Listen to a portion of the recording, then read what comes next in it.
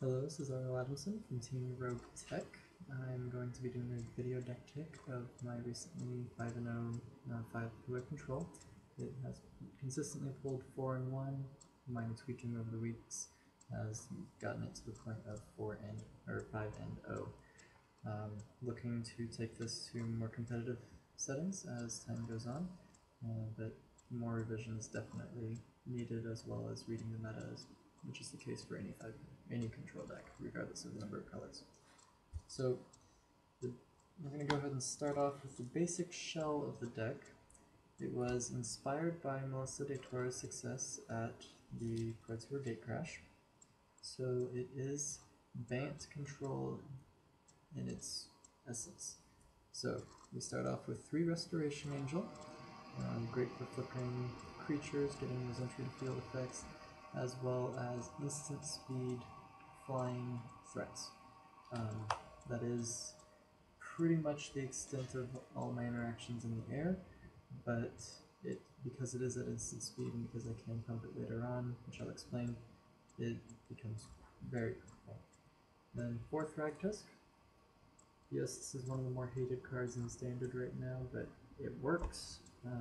It's not as incredibly broken as it could be. Just looking at the card design itself, it isn't very broken, getting 5 life for 5/3, 5 mana, only 1 green, and still getting dude regardless of how it leaves play. Seems broken on the card, but it is proven to actually fit quite well into the meta and give these style of control decks the utility creature that they needed in the absence of the Titans.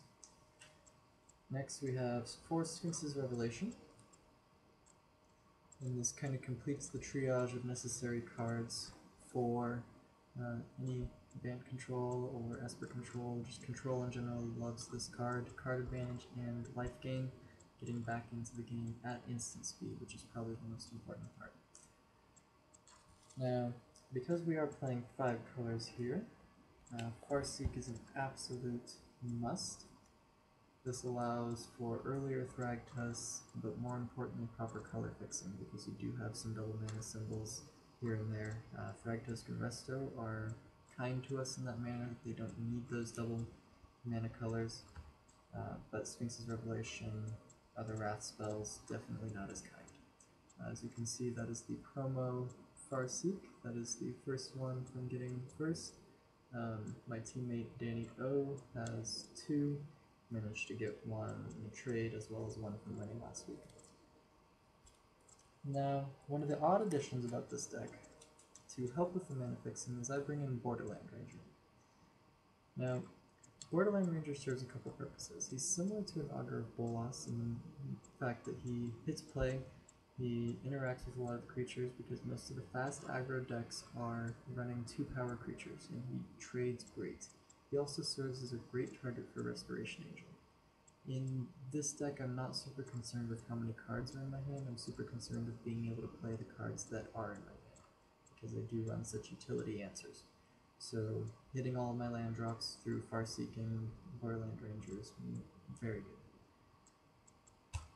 Now, as with every control deck, at least every late game control deck, you definitely need your Wrath spells.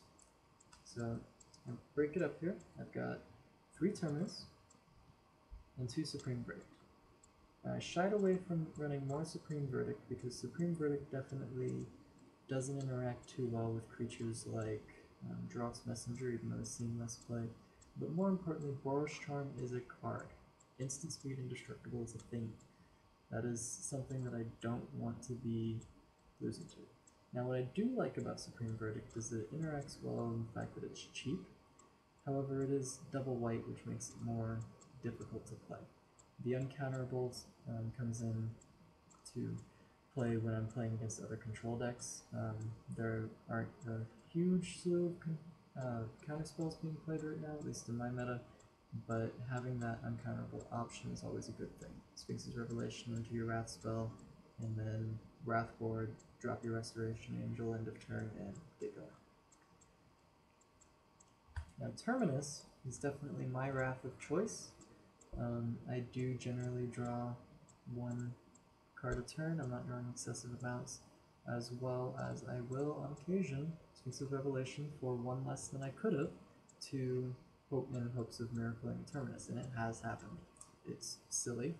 Miracles in general add a certain luck factor to the game that players who are used to a more skill kind of dislike, but people who are interested in design, such as myself, definitely like this and what it has done for the meta. Introducing luck in the form of miracles has definitely brought more players to play the game. It's brought in new players, and new players mean fresh ideas. Fresh ideas mean a meta like what we have now, where there's so many options out there, and a 5-color control deck is actually something that I can win with. Now, one of my odd additions is actually Aurelia's Fury. And then 2 of. Absolutely love this card. I ran it as a test last week. It destroyed tokens. It just absolutely destroyed them between my ability to hit multiple targets at once and being able to stop them from casting their non-creature spells. No intangible virtues, no lingering souls. I just killed all your dudes and you can't rebuild this turn. Certain other decks, like control decks, absolutely hate it. If they don't counter this, this is often enough damage to kill them or put them too far behind to recover. Keeping them off of their spells, or sometimes forcing their plays, shooting them just for 1 to force that Sphinx's Revelation. I have Aurelia's Fury anywhere from 1 to 12 damage. And I do run Snapcaster, which we'll get to in a bit. Loves this card, bringing it back for multiple interactions. It's basically a free attack in most cases, and picks off Planeswalkers. Now, Bant control, Esper control, I think we figured out that Azorius Charm is freaking amazing. It stops Falcon Wrath Aristocrats, stops most of the major attackers in the format just long enough to get that board position. That's what control is all about, just long enough to get my board position. I actually use the lifelink fairly often. The final ability, the draw card, I don't use too often. Azorius Charm does have that draw card ability. It can get you into more cards, but the fact that it is a blue and a white, sometimes I don't see those colors right away. That's just not the primary use of this card. The lifelink, however, becomes very, very relevant because I am ramping so much. Gaining that extra life helps me buy back the time that I spent ramping, and because I ramp into creatures with significant power, the lifelink definitely does make a good situation. Now, main board, this is the only black card. Absolutely love it. Boros Reckoner. This is my answer to Boros Reckoner. It also answers O-Ring, Liliana, Anthems, Mare of Averbrook, stops Frontline Medic, stops majority of the things that are coming down fast and hitting me in the face hard. This does not care what it is, it's going to kill it. I don't have to worry about counterspells. I can kill a Snapcaster, I can kill an Augur of Bolas before they have a chance to flicker it. I can kill a Boros Reckoner before Blasphemous Act comes down and they think it's game. All of these situations are great. Killing Mana Dork Elves, killing guys who have been pumped up with increasing savagery. This last Friday, I was facing an Arbor Elf with 5 counters on it from increasing savagery. My opponent tapped all 6 lands, played a Prime Speaker Sigarda. That probably would have changed the game in his favor. However, I had Abrupt Decay. Shot the Arbor Elf, and that Prime Speaker became the most expensive Elvish Visionary I've ever seen. Love this card, great toolbox. And when I say toolbox, I mean Snapcaster.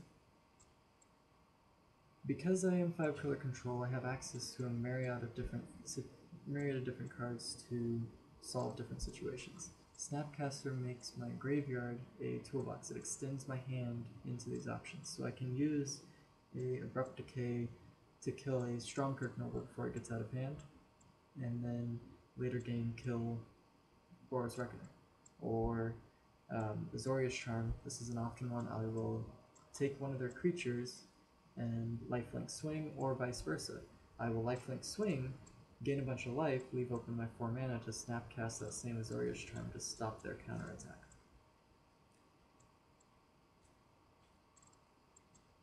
Garrett Primal Hunter. He is the only Planeswalker in the deck, and honestly I believe he is the weakest card in the entire deck. he's an extremely powerful card. He just doesn't interact as well as I'd like. As far as changes go in the future, this is the one that I'm looking at changing the most. He does impact the game quite well. Puts beasts into play, draws cards, and puts a massive amount of worms into play. He's actually bitten me in the butt for that because at a Pro Tour I forgot to account for the possibility of a Zealous Conscript and did face my own worms. It was not fun. Took my Garrick, played the worms. But it was a learning experience. That was the first weekend I played the deck, and this is definitely a slow learning curve. It takes a while to learn this deck. I also don't like to use triple green. I hit green pretty easy because I have to for hitting my other colors as far as Farseek and Borderland Ranger go, but still triple green can sometimes be rough even later game. Now what I do like about the Prime Speaker is I can combine him with Rhox Faithmender to make a makeshift Sphinx's Revelation, and I'll explain that a bit more as we get later. Rhox Faithmender is an interesting addition. He's actually a sideboard card. However, because the meta has become so aggro and Naya Blitz and Boros aggro and these other decks are coming into play, Rhox Faithmender is definitely becoming more and more relevant. He turns a Thragtusk into I'm now winning the game. He turns a Sphinx's Revelation into you're now way behind the game, and he sits there and blocks until I can do those things. He is a wonderful blocker. Now when playing him, I always am very cautious about the mana damage that can be dealt to him. I will not block a 2/2 if they have a red and something else open. Searing Spear is a card. These extra damage spells do happen. I generally won't haphazardly block with him, and people will swing into him and kind of indicate whether they have that burn spell or not, based upon how they attack.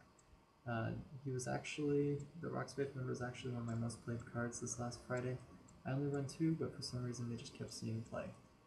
Probably because he is 1 white, easy casting cost, and 3 colorless, so he comes down pretty easy, he comes down pretty early, turn 3 on occasion, and he blocks and he changes the rest of the game. So that is the overall spell base. That was 35 spells, so I'm running 25 land. We're going to go ahead and go through the mana base. This is definitely my favorite land to drop first turn. Temple Garden. Temple Garden provides my turn 2 Farseek. It provides turn 2 Azorius Charm. It gets me set up for what I want to do, but most importantly, it provides turn 2 Terminus. This might seem silly, but a lot of decks these days will crap their deck into play in the first couple turns, and hitting that Terminus early is very important. I will always drop a white mana forest if I have the option, because hitting that Terminus, taking out their elf, taking out their Strongkirk's Legion Loyalists, taking out a... I've even looked at 3 Burning Trees dropped into play, Terminus next turn. Those situations do happen, and that's another reason I love playing Terminus over other rat spells. Now the bulk of the deck really is in the green and blue. I need green and I need blue to play the game. Plain and simple. I need to be able to Sphinx's Revelation, I need to be able to Snapcaster Mage, I need to be able to Azorius Charm, and I need to be able to Farseek. So I am running a full playset of Breeding Pool, as well as my only slow land, as we call them. These are the core set duels and Innistrad duels. We call them slow lands because they never come into play untapped in the first turn. Hinterland Harbor. So that is a full playset of blue-green, both the duels, and a single playset of green-white. Now because I am running Farseek and 5 colors, I have this to pick from. Farseek is the most difficult card in this entire deck to play. I often take a full minute just to decide what land to grab on turn 2. That is because I have the previous 3 types of lands mentioned, 2 of which can be Farseeked, but I also have a single Godless Shrine. That is a foil, one of my favorite artworks. A single Hallowed Fountain. A single Watery Grave. A single Steam Vents. A single signed old Stomping Ground that I picked up somewhere. I think I picked it up in Salt Lake Grand Prix. And then a single Sacred Foundry. The only land that I've considered adding here and there, and it has come in and out of the deck over time, is Blood Crypt. But I've found more often than not I need a black and red rather than a black or red, which will make more sense when we look at the sideboard. Now I am running Borderland Ranger, so I run a full playset of Zendikar full art lands. These are the basics, and you can go ahead and show them off. They're all very neat. This is a foil forest, mountain, unfortunately not foil, I am looking for one. Swamp, also not foil.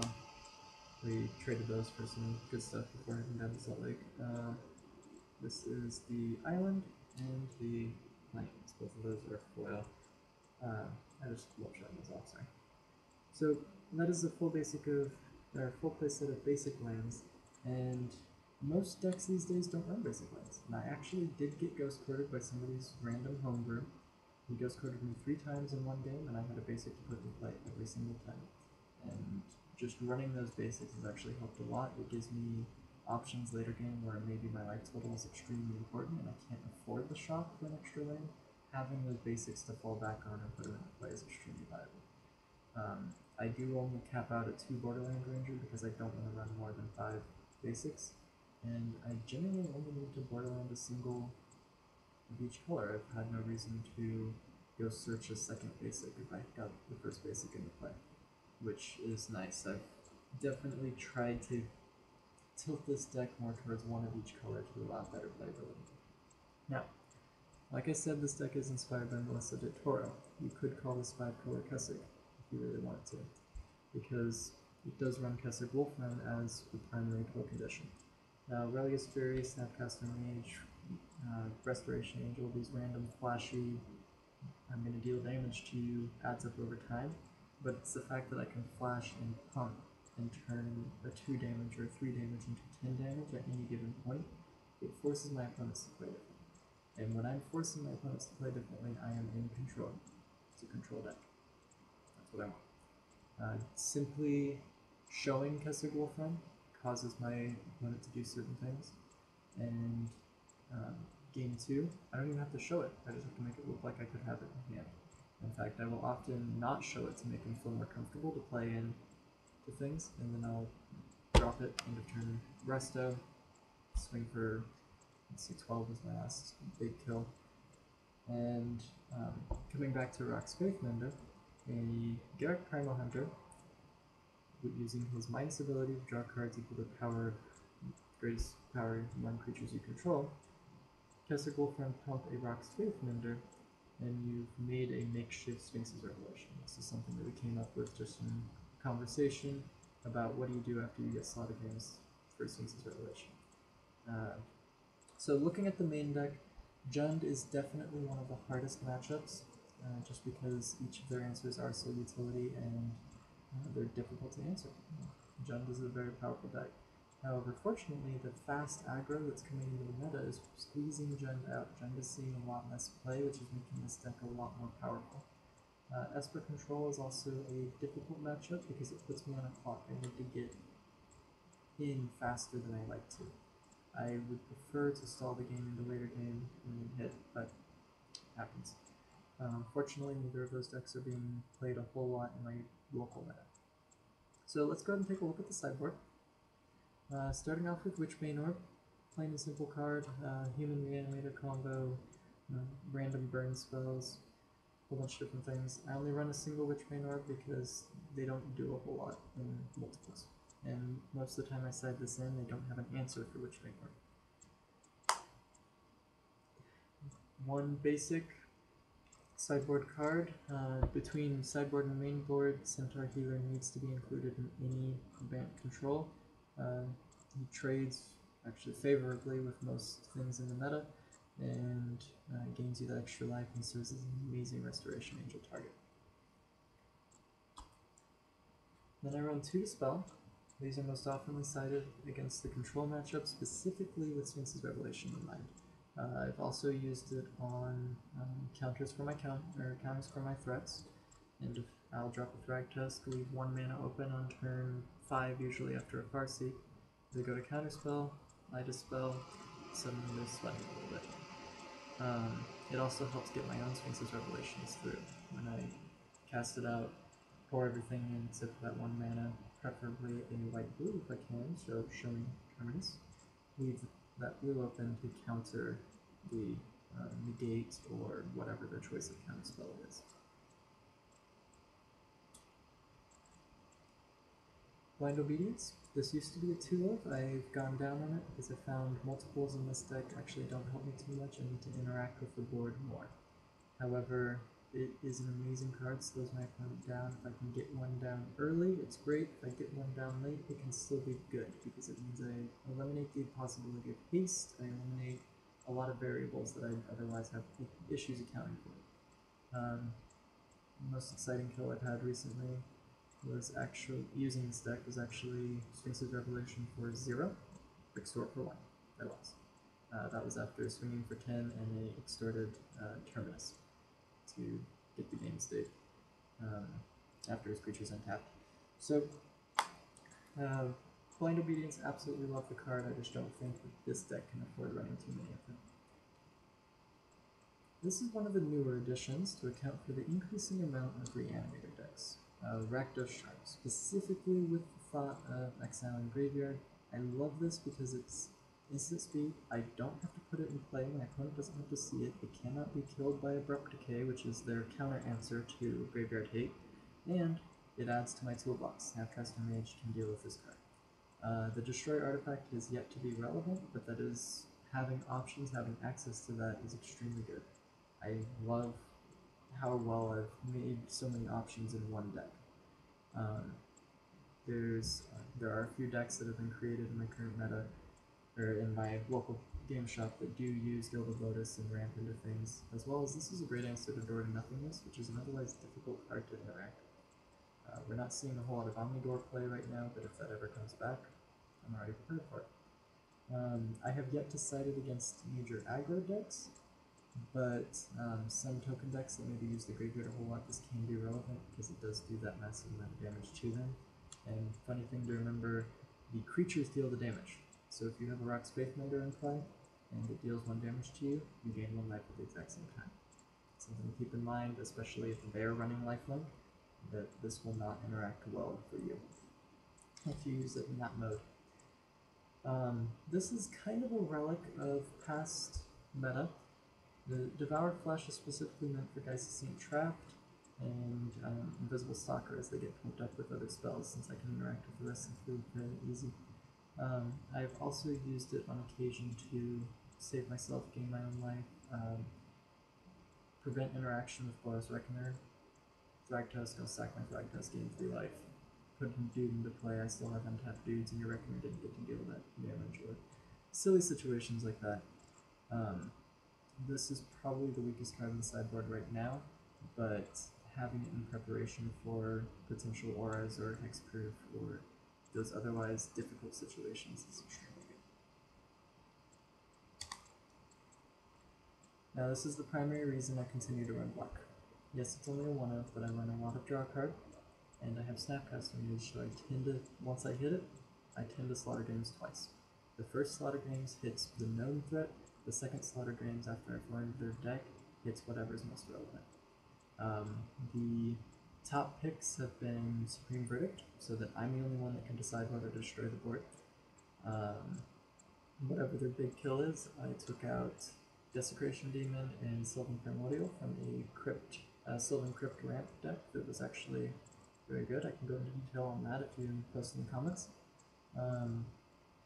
And the uncounterable is extremely important, hitting opponent's Sphinx's Revelation, as well as whatever their choice of counterspell is. This is generally why I win the control matchup, is because I strip their counterspell and I am free to play. As soon as I'm free to play, they cannot handle the Kessig Wolf Run. And no one is currently playing any Kessig variants as far as control goes, so I don't have to worry about that. Now, Melissa made a great show for Gisela.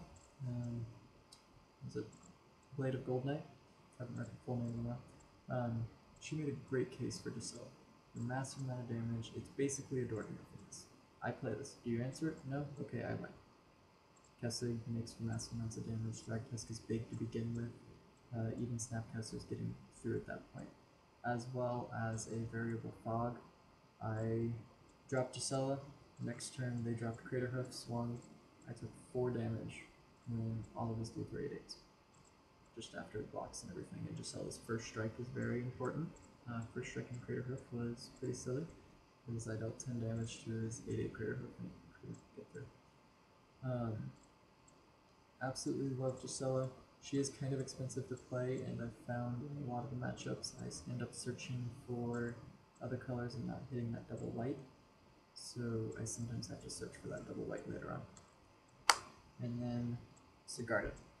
This is a little bit more for the Gem matchup, as well as a lot of the black variants that we have. I run into Bug Control, I run into Black White Exalted, Orzhov, becomes relevant in any of those, as well as in the control matchup.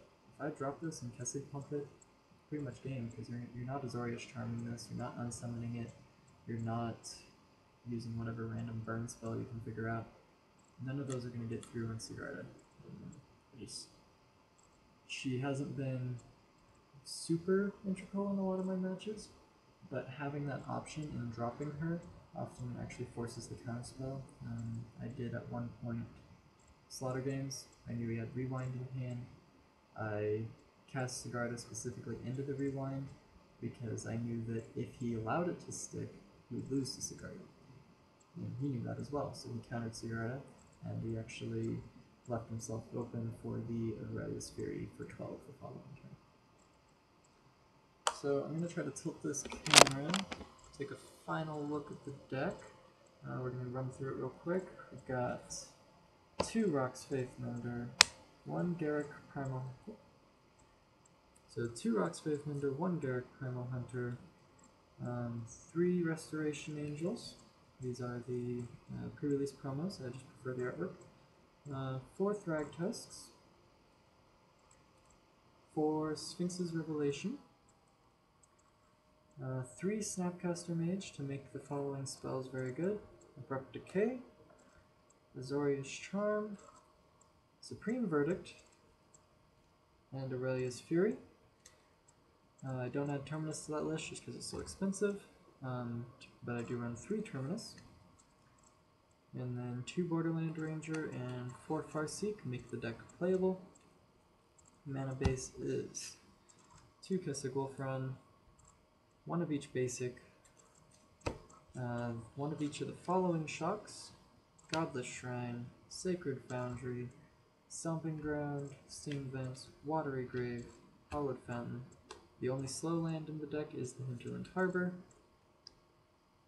4 Breeding Pool, 4 Temple Garden, and then sideboard we've got Sigarda, Gisela, 1 Slaughter Games, 2 Devour Flesh, 3 Rakdos Charm, 1 Blind Obedience, 2 Dispel, 3 Centaur Healer, and that singleton Witchbane Orb. So this is my 5-color control deck. It has been serving me great. Hardest matchup is undoubtedly Jund. And